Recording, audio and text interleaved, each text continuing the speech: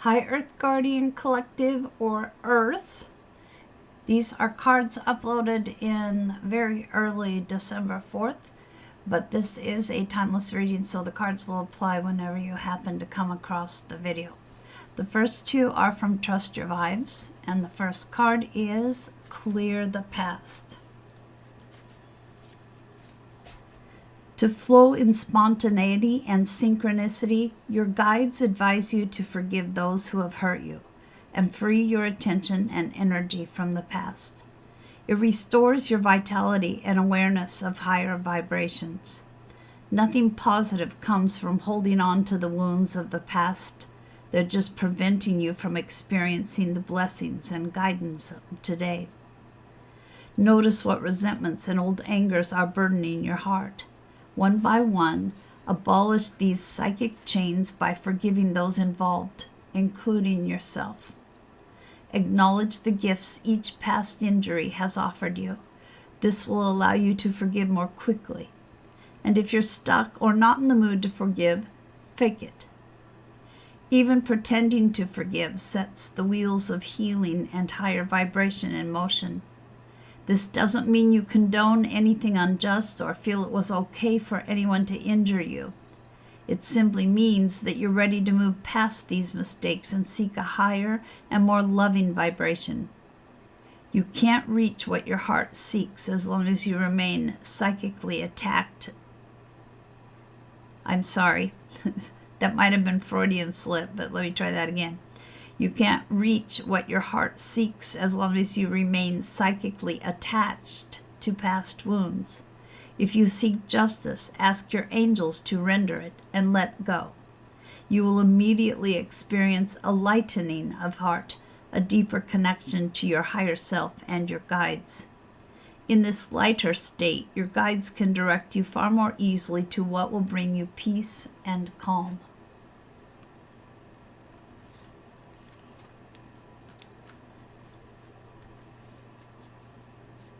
Oh gosh, I'm sorry. The next one is Back to Basics.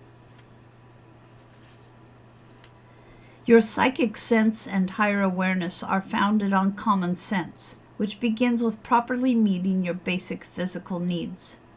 As obvious as this sounds, it's easier said than done for most people, as they tend to live in their heads and forget their bodies.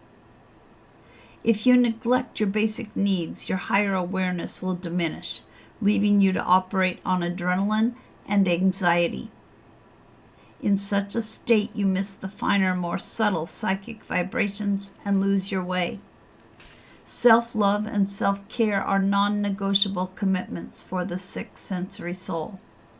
If you've drawn this card, it's time for you to raise the bar on self-awareness. Assess your basic habits. Are you taking loving care of your body without guilt?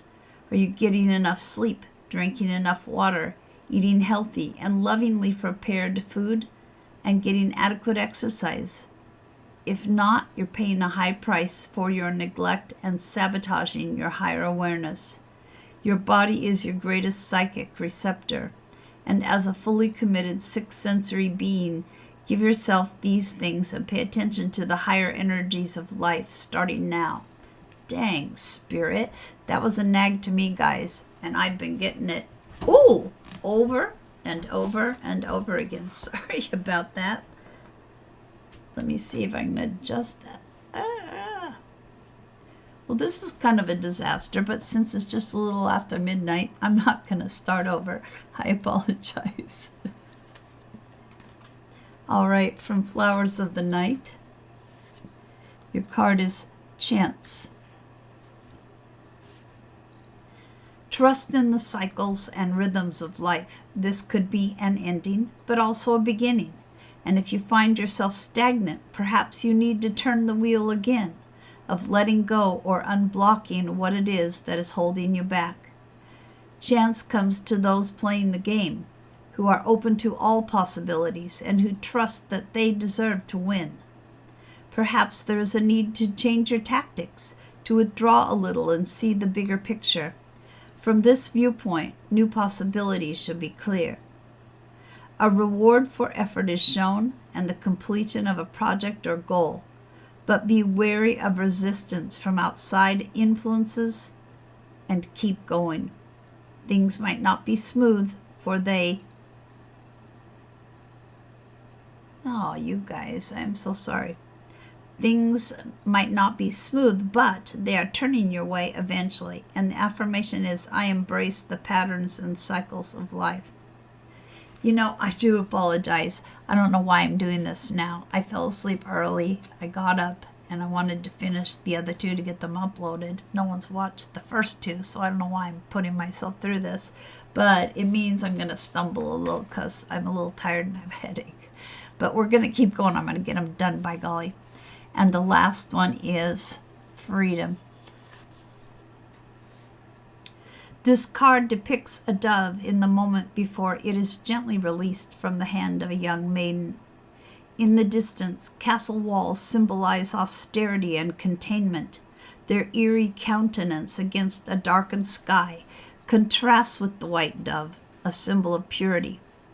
For their ability to transcend continents and borders, birds are living metaphors for freedom of the soul.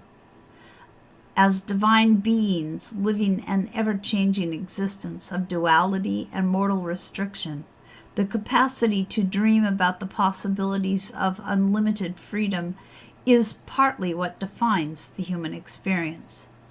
By drawing the Freedom card, you are prompted to review any areas of limitation in your life that may be holding you back. Perhaps you are feeling victimized by unavoidable circumstances or overwhelmed by endless choices. Regardless of what the cards of fate have in store for you, you alone have the freedom to choose how you play them. It is this spiritual freedom that cannot be taken away, and that gives life meaning and purpose.